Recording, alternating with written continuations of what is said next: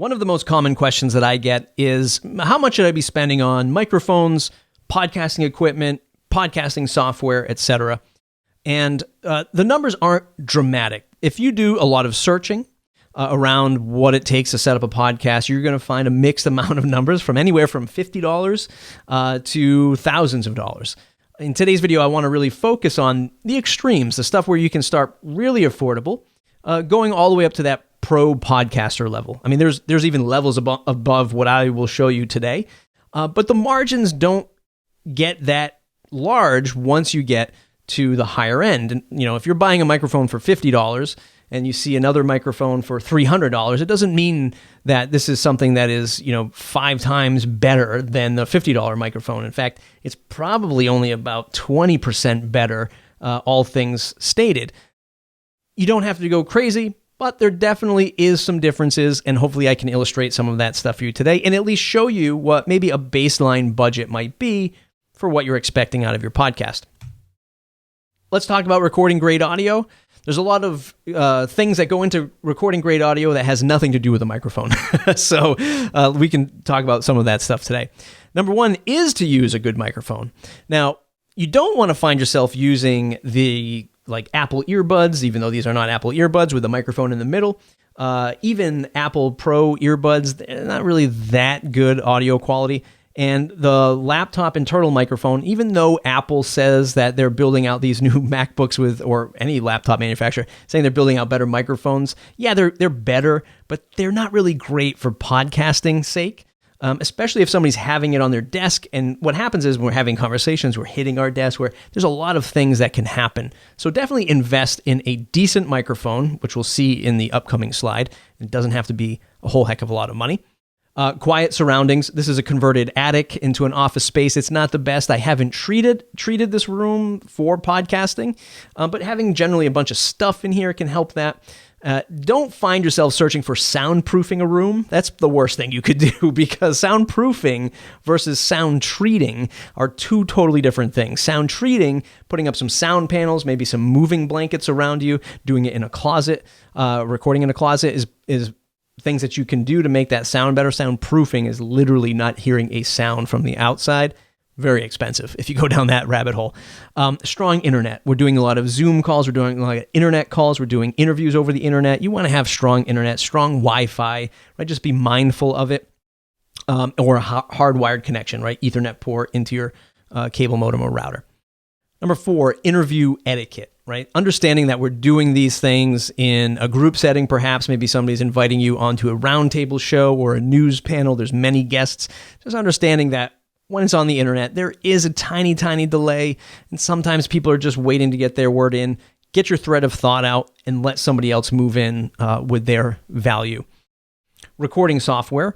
We'll talk about this in a moment. There's specific podcaster recording software which can help with the whole strong internet thing, especially if somebody drops a call or there is a little bit of a lag or a delay. There's some recording software that can really help and really save an interview versus doing it on, let's say, just Skype or something like that.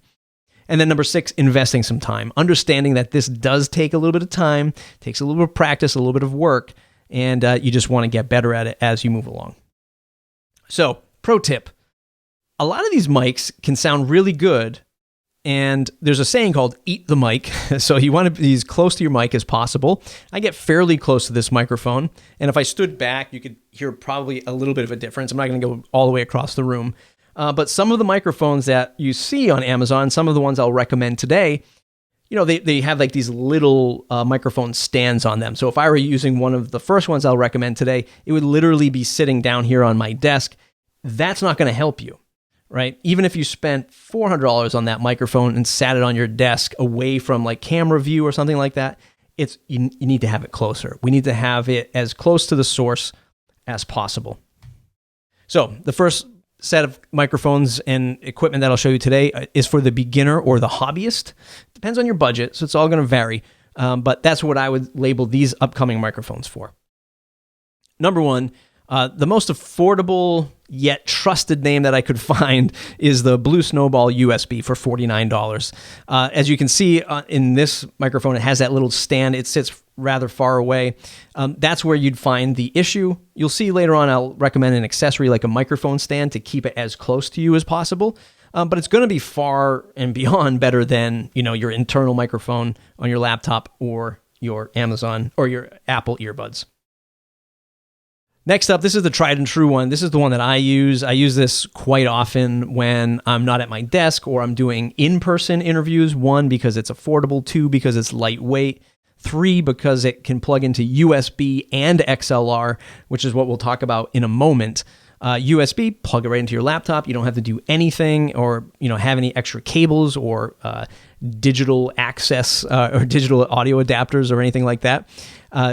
Very easy to use, right? For $99, the Audio-Technica ATR 2100X is a fantastic microphone and one you could even use in a professional setting. The Yeti USB, again, this is one of the very first microphones that I ever purchased.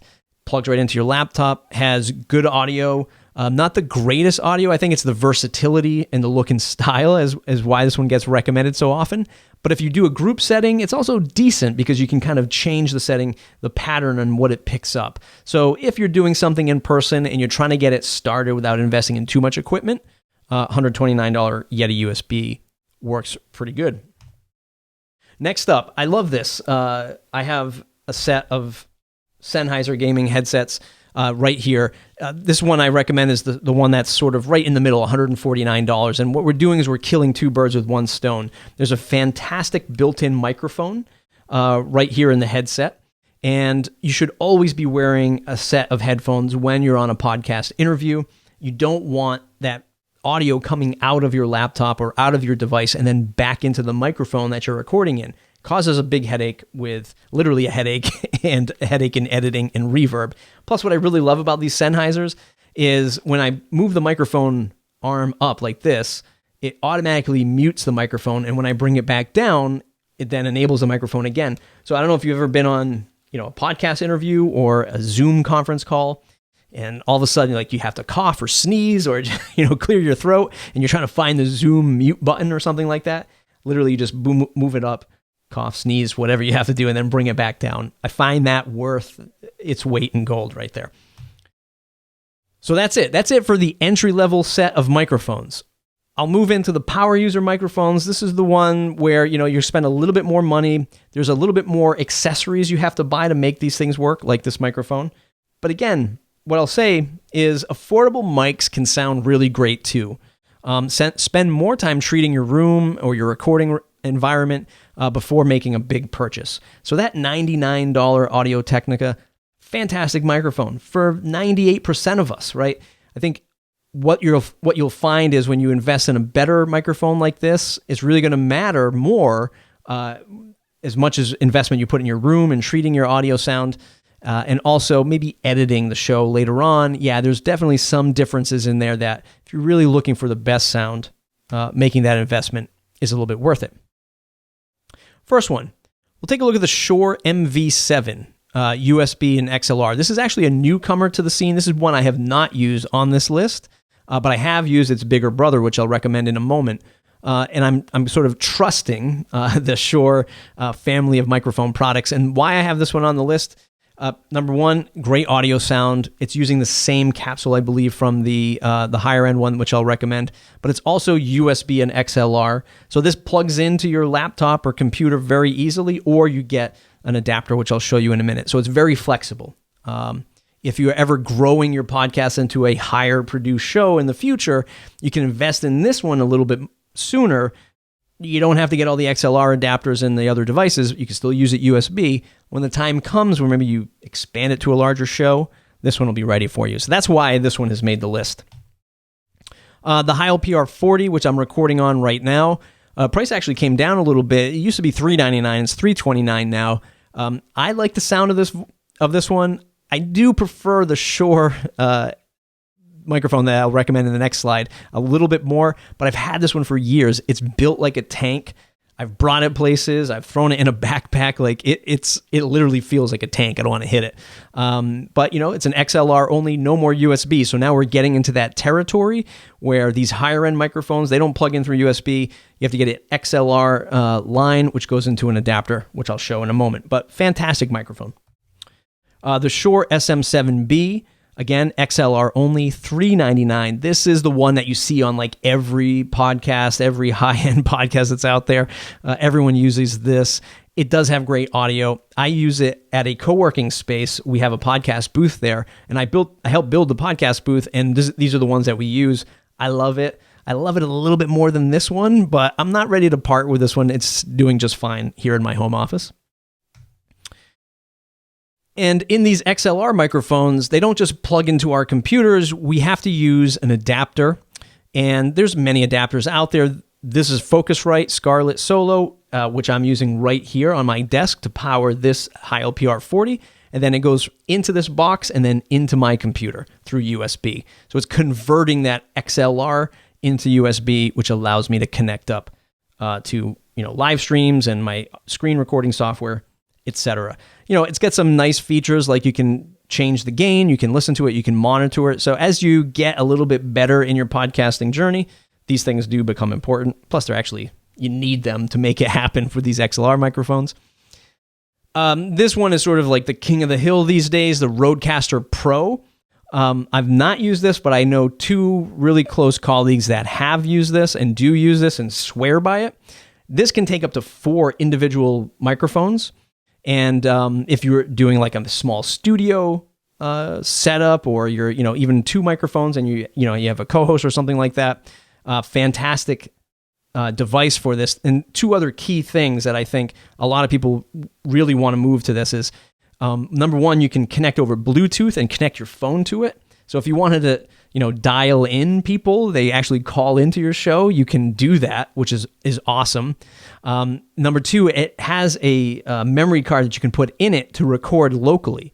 So if you're doing in-person podcasts when the time comes, you can travel with this thing, plug in microphones, and then you don't need any other recording software. It does it all right in here for you. I think those are 2 killer features. Price tag's pretty high, but it's worth it depending on where you're at with your podcast show.